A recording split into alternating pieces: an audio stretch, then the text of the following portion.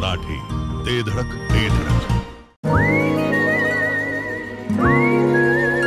प्रत्येक भविष्याची कुठून ना कुठून तरी सुरुवात होत असते आणि अशाच एका भविष्याची सुरुवात होतीये जिओ बीपी सोबत, जिथे तुम्हाला मिळेल 4.3% जास्त मायलेज देणारे पेट्रोल आणि डिझेल, तेही मार्केट रेट मध्ये. पत्ता Manmandir Jio BP petroleum, Karad road, Vita. केवळ अचूक आणि वेगवानच नव्हे तर आपण पाहत आहात सर्वात लोकप्रिय कृष्णा कार्डचे जिओ मराठी न्यूज. खवय्यांनो जरा थांबा. घरगुती जेवण असो किंवा तुमच्या रोजच्या पार्ट्या, आता तुमच्या शाकाहारी किंवा मांसाहारी जेवणाची चव 100% द्विगुणितच होणार. विट्यातील खताळ बंधू यांची ब्रँड ठरलेली आणि गलाई व्यावसायिकांसह विदेशातील लोकांच्या जिभेला चटक लावणारी ओम श्री गुरुमाऊली स्पेशल आणि खमंग चटणी तसेच ग्रेव्ही आपल्या घरी वापरायला अजिबात विसरू नका. चुलीवरील भाजलेल्या मसाल्यासह लाकडी घाण्यातील तेलापासून तयार करण्यात आलेली नैसर्गिक चवीची ओम श्री गुरुमाऊली स्पेशल चटणी आणि ग्रेव्ही वापरून घरगुती जेवणाच्या अस्सल चवीचा मनमुराद आनंद घ्या. ओम श्री गुरुमाऊली स्पेशल चटणी मसाले अँड ड्रायफ्रुट्स, विटा. पत्ता खताळ बंधू, मधुवन हॉटेल समोर, विटाचा राजा कॉर्नर, महात्मा गांधी शाळेजवळ, विटा. संपर्क 85 54 84 87 14. साळशिंगे येथे शिवाजी शेठ तोरणे यांच्या वाढदिवसानिमित्त जंगी नियोजन करण्यात आलंय. आमदार गोपीचंद शेठ पडळकर, ब्रह्मानंद शेठ पडळकर यांच्यासह दिग्गज या कार्यक्रमास उपस्थित राहिलेत. या कार्यक्रमादरम्यान बोलताना आमदार गोपीचंद पडळकर यांनी ग्रामस्थांना संबोधित केलंय. खासदार संजय काकांच्या पाठीशी सर्वांनी ताकदीने उभं राहावे असे आवाहन देखील यावेळी आमदार गोपीचंद पडळकर यांनी केलंय.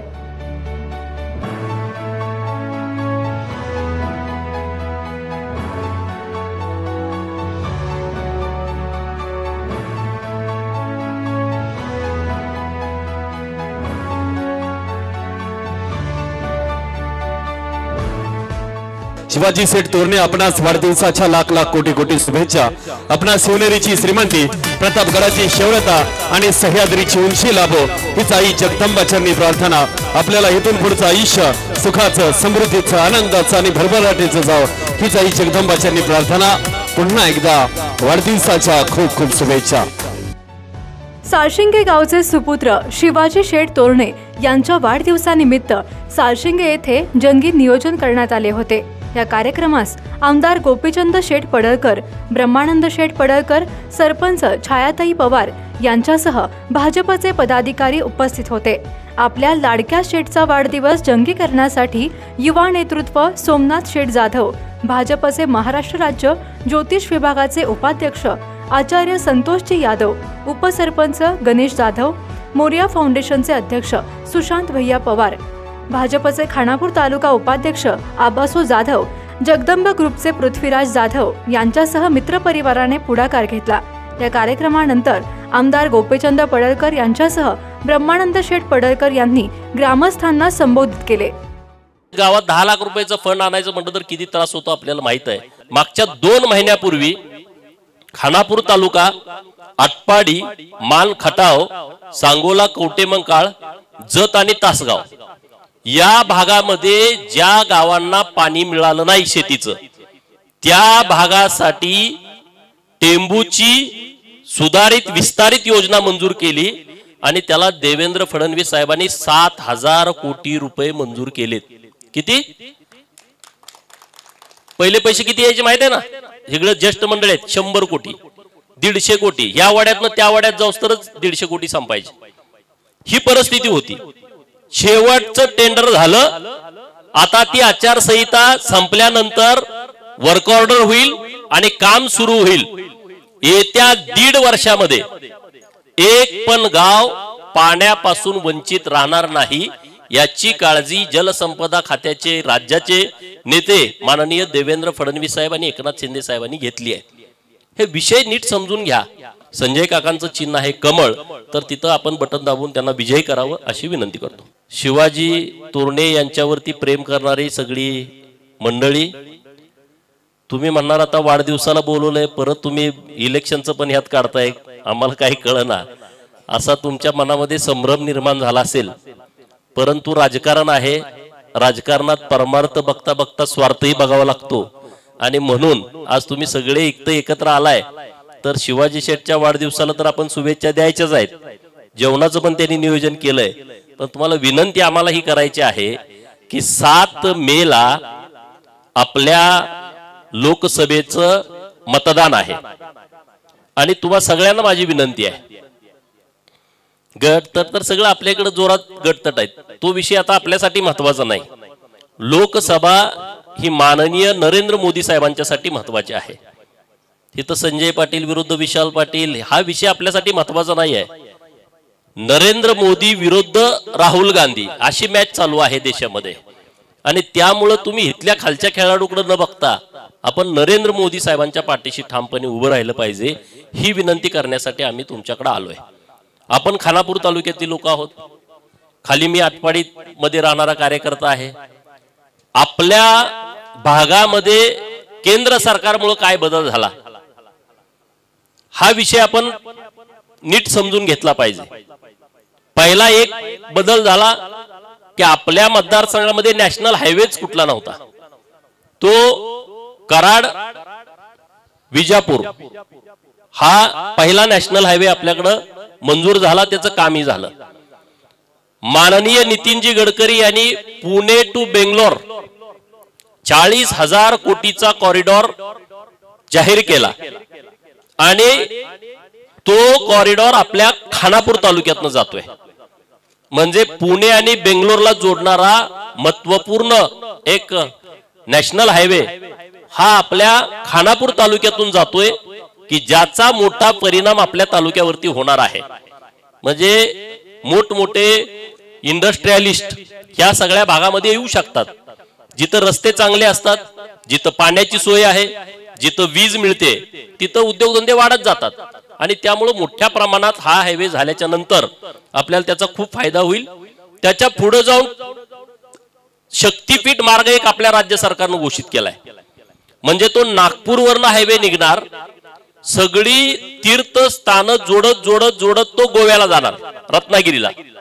म्हणजे त्यामध्ये पंढरपूर आलं, त्यामध्ये तुळजापूर आलं, त्यामध्ये माहूरगड आलं, त्यामध्ये परळी वैजनाथ आलं. ही जी आपली तीर्थस्थानं आहेत राज्यातली सगळ्यात मोठी, ती तीर्थस्थानं जोडत आपल्या बाणूरगड ताडाची वाडी खानापूर तालुक्यातनं हा शक्तीपीठ मार्ग जाणार आहे. त्याचंही आता जमिनीचं हस्तांतरण सुरू आहे. हे खूप मोठे विषय.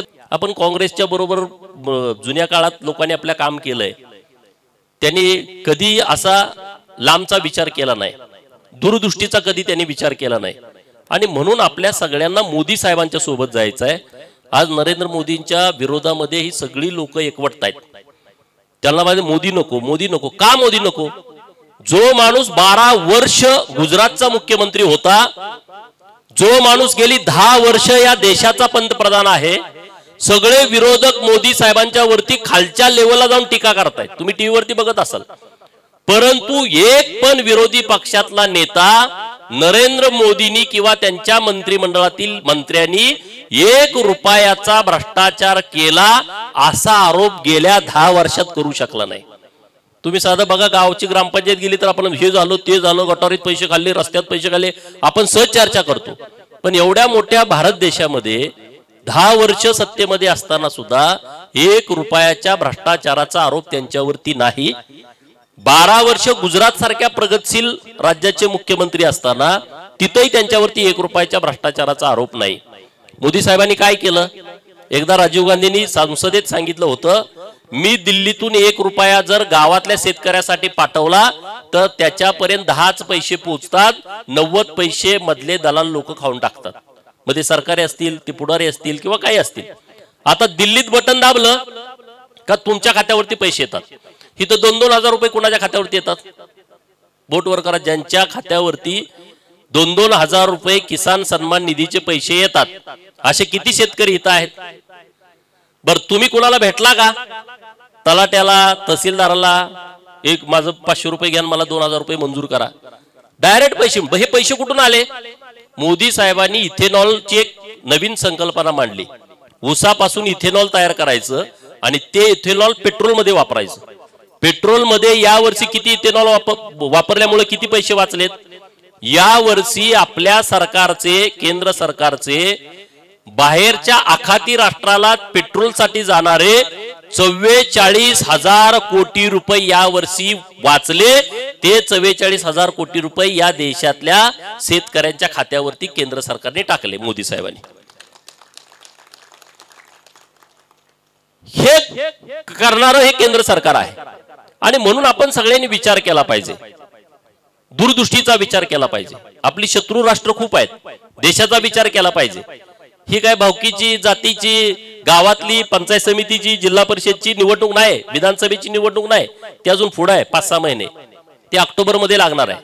ही निवडणूक देशाचा नेता ठरवणारी निवडणूक आहे.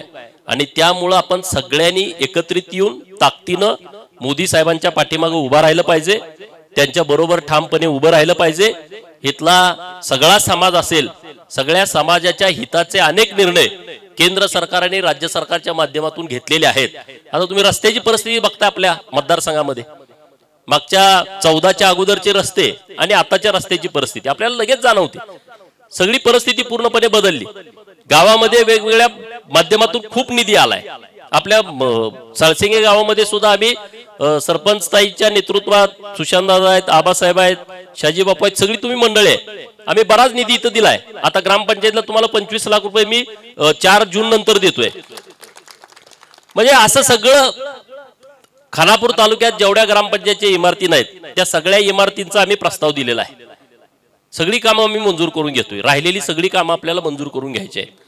तुम्ही अजिबात चिंता करू नका. तुमचं कुणाचं काम आहे? शेतातलं काम आहे, मळ्यातलं काम आहे, रस्ता पाहिजे, पेवर ब्लॉक पाहिजे, सभा मंडप पाहिजे, अन्य काही तुमचं वैयक्तिक काम आहे, कुठं कोण तुम्हाला त्रास देतोय, कुठला पोलीस त्रास देतोय, अधिकारी त्रास देतोय, प्रांत ऑफिसला काम अडकलंय, तहसील कार्यालयात तुमचं काय अडकलंय काम, जिल्हा परिषद आहे, कलेक्टर ऑफिस आहे, मंत्रालयात, तर तुमची कामं सामान्य लोकांची नाहीत.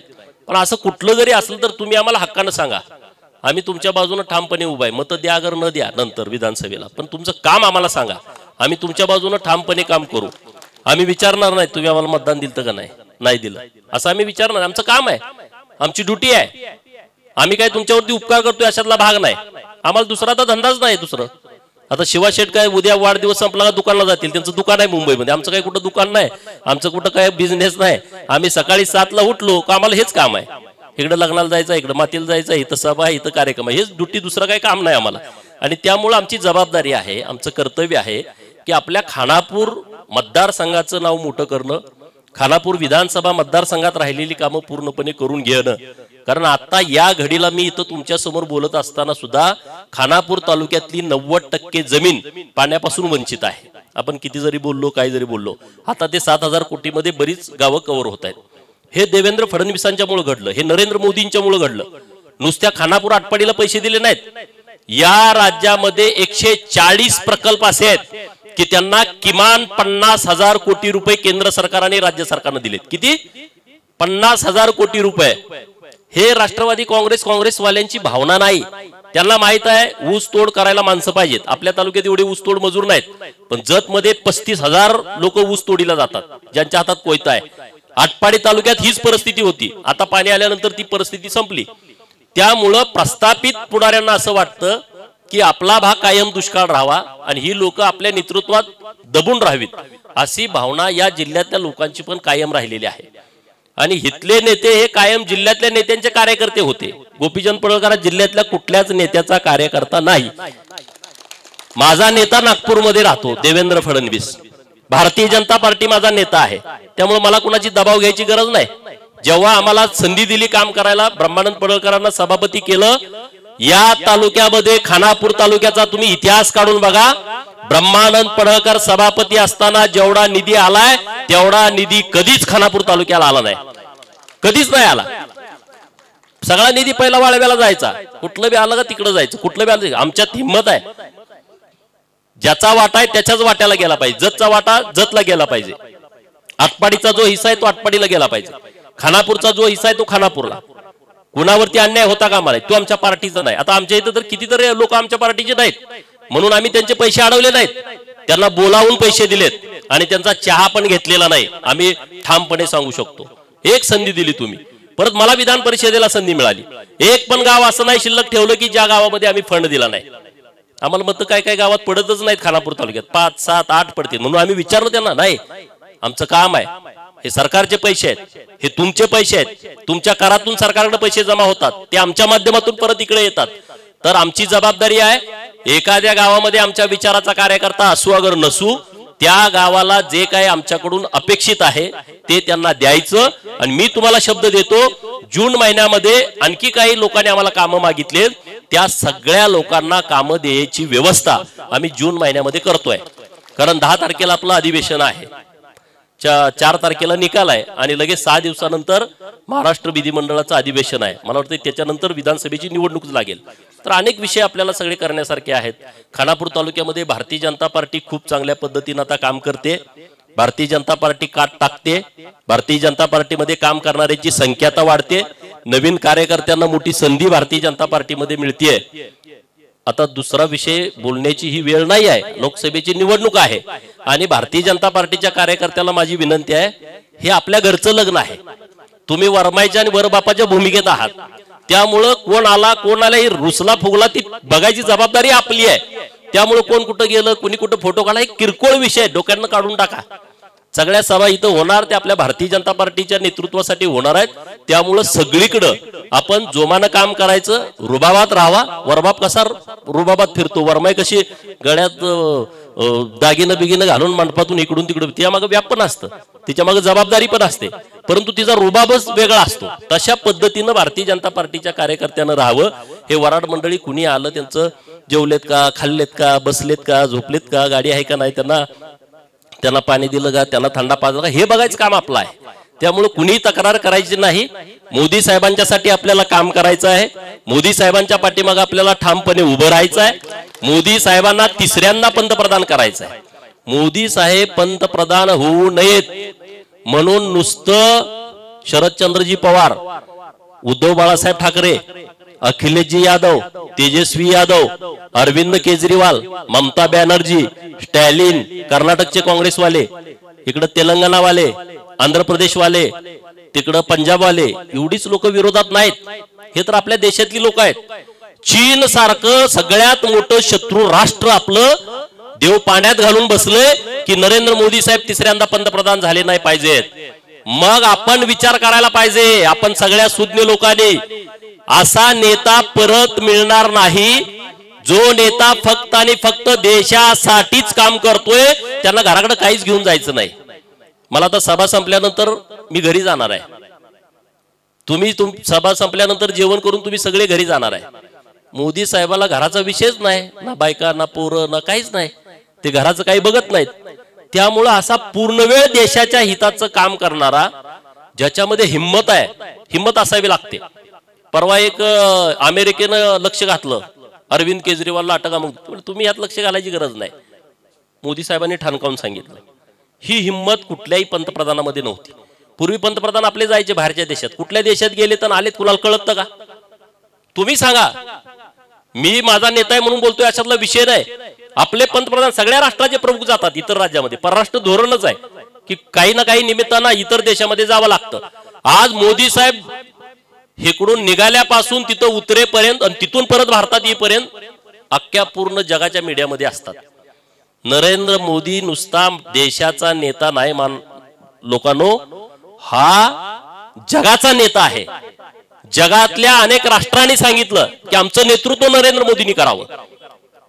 100 देशांना मोफत लसी पुरवल्या, 100 देशांना. हिथं कोण कोण आहे की ज्याला वाटतं मी मोदींचा लाभार्थी नाही, मला केंद्र सरकारचं काहीच मिळालं नाही, असं कोण कोण आहे? हात वर करा. केंद्र सरकारचा मला काहीच लाभ मिळाला नाही असं कुणाला वाटतंय?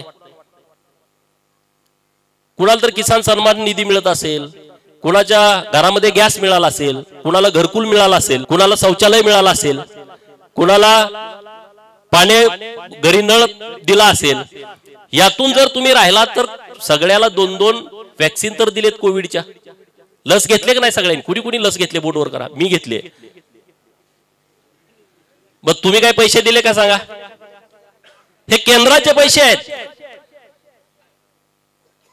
WHO न सांगितलं होतं की कोविडच्या या महामारीमध्ये 40% भारतीय मरतील. किती? 40% भारतीय मरतील अशी त्यांनी घोषणा केली होती. परंतु नरेंद्र मोदी साहेबांच्या नेतृत्वात त्यांनी इथल्या सगळ्या लोकांना प्रोत्साहित केलं, त्यांना फंडिंग उपलब्ध करून दिलं. जगातले सगळे देश कोविडची लस काढायच्या प्रयत्नात होते. अरे अमेरिकेसारखं राष्ट्र आहे, चीन सारखं राष्ट्र आहे, फ्रान्स सारखं राष्ट्र आहे, जपान सारखं राष्ट्र आहे, इंग्लंड सारखं प्रगल्भ राष्ट्र आहे, त्यांना जुळालं नाही. परंतु आपल्या इथल्या शास्त्रज्ञांनी लस शोधून काढली. एक नाही 2 लसी शोधून काढल्या आणि जगातल्या 100 गरीब राष्ट्रांना मोदी साहेबांनी पहिल्यांदा त्या लसी पुरवल्या. आपल्या देशातल्या तर सगळ्या लोकांना मोफत लस दिली, सगळ्या लोकांचे जीव वाचवले बऱ्यापैकी. हे काम आहे आपल्या केंद्र सरकारचं. आणि म्हणून तुम्हाला सगळ्यांना माझी विनंती आहे, खानापूर तालुक्यातल्या सगळ्या लोकांना विनंती आहे की भारतीय जनता पार्टी आणि महायुतीच्या काळात आपला दुष्काळ मिटवण्यासाठी सगळ्यात मोठा प्रयत्न झाला.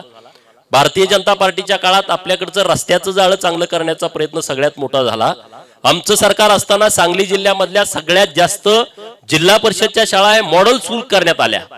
मॉडेल स्कूलमुळे आता जिल्हा परिषदच्या शाळेमध्ये जाण्याची मुलांची संख्या वाढली. अशी एक ना अनेक कामं सांगण्यासारखी आहेत. आणि त्यामुळे तुम्हाला माझी विनंती आहे की आज शिवाजी शेठना तुम्ही मनापासून तर आशीर्वाद देताय, शुभेच्छा देताय, परंतु माननीय मोदी साहेबांना सुद्धा तुमच्या आशीर्वादाची गरज आहे. तर तुम्ही सगळेजण ताकदीनं या निवडणुकीमध्ये उतरा. आता एक 50% 55% 60% मतदान होतंय. मतदानाची टक्केवारी खूप घटायला लागली आहे. आणि काही लोक ज्यांना मोदी साहेबांना विरोध करायचा आहे ते सगळी लोक मतदानासाठी बाहेर पडतायत. तुमच्या सोशल मीडियावरती आला असेल. आपण सगळे जबाबदार आहोत, आपण सगळे सुज्ञ आहोत. मतदान नाही, सुट्टी आहे, चला महाबळेश्वरला, चला गोव्याला, चला लोणावळ्याला, आणि इकडे देशाचं काय व्हायचं ते होऊ द्या. आपण सगळे जबाबदार आहोत. आपण मतदान केंद्रापर्यंत गेलं पाहिजे, तिथं मतदान केलं पाहिजे आणि आपण लोकशाही आणखी मजबूत केली पाहिजे. यासाठी आपण सगळ्यांनी काम करूया. भारतीय जनता पार्टी एक सक्षम पर्याय म्हणून खानापूर तालुक्यामध्ये वाढतोय आणि आमचा वैयक्तिक ह्यात काही स्वार्थ नाही की तुम्हा सगळ्या लोकांना सन्मान मिळवून द्यायचा, तुम्हा सगळ्या लोकांची कामं करून द्यायची. हे जबाबदारी व्यासपीठावरती बसलेल्या सगळ्या आमच्या तरुण सहकारी मित्रांनी घेतलेली आहे. हे काही कुठल्या पुढारी घरातली पोरं नाहीत, ही सगळी सर्वसामान्य कुटुंबातली पोरं आहेत. तुम्ही सगळे आशीर्वाद दिल्यानंतर आज ही सगळी मुलं सगळ्या लोकांच्यासाठी काम करायचा प्रयत्न करतायत. तर निश्चितपणे आम्ही तुम्हा सगळ्यांना बांधील आहोत. तुमचं कसलंही कुठलंही वैयक्तिक असेल किंवा गावाचं काम असेल, एखादा आजारी माणूस आहे, आम्हाला कॉन्टॅक्ट करा ना. ऑपरेशन करायचं आहे, 5 लाख खर्च आहे, 10 लाख खर्च आहे, 15 लाख खर्च आहे, तुम्ही आम्हाला कॉन्टॅक्ट करा, आम्ही सगळी त्याची व्यवस्था करून देतो. मुख्यमंत्री सहायता कक्षाकडून पैसे मिळतात, पण त्याच्या पुढे जाऊन देवेंद्र फडणवीस साहेबांनी कक्ष स्थापन केलाय. 20 लाख रुपयेपर्यंत जरी तुमचं बिल असलं तर आम्ही तुम्हाला मोफत उपचार करून देतो. ही क्षमता, ही ताकद आमच्या सरकारमध्ये आहे. हे काम आम्ही करतोय. तुम्ही कुठलंही काम आम्हाला सांगा. 7-8 वर्षाच्या आतली पोरं आहेत, ज्यांना बोलता येत नाहीत, मुकी आहेत, बहिरी आहेत, तुम्ही आमच्याकडे घेऊन या. त्यांना 8.5 लाख रुपयाचं मशीन बसवायचं असते, आम्ही बसून तुम्हाला घरी आणून पोच करतो. त्यांना अनेक विषय असते, कुणाचे गुडघे वाट्या बदलायच्या आहेत, खुबे बदलायचे आहेत, नवीन नवीन अनेक लोक तुमच्याकडे येतात. गरीब लोक आहेत, घरात बसतायत की दवाखान्याला पैसे नाहीत म्हणून. केंद्र सरकारनं आयुष्यमान कार्ड दिलं. ज्या लोकांना कार्ड नाही मिळालं त्यांना महाराष्ट्र सरकारच्या महात्मा फुले जन आरोग्य योजनेच्या माध्यमातून 5 लाख रुपये मिळतात. त्यातून जरी तुम्हाला नाही मिळालं तर तुम्ही आम्हाला संपर्क साधा ना.